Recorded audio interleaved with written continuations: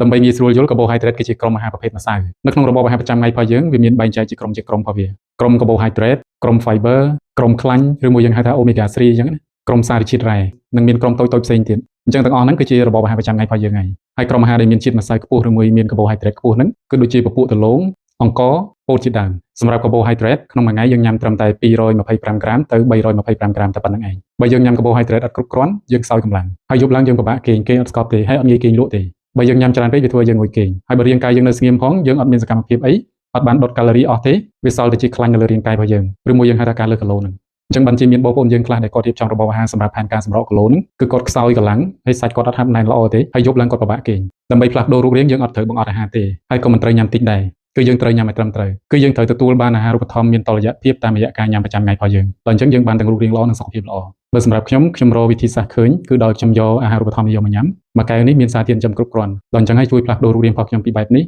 ឡូវមានរូបរាងល្អបែបនេះហើយមានសុខភាពល្អទៀតសម្រាប់បងប្អូនយើងចង់បានរបបអាហារដើម្បីហាត់ប្រាណដើម្បីផ្លាស់ប្ដូររូបរាងបងប្អូនអរគ្នាអាចទាក់ទងមកខ្ញុំបានខ្ញុំរីករាយចែករំលែកជាមួយបងប្អូនអរគ្នា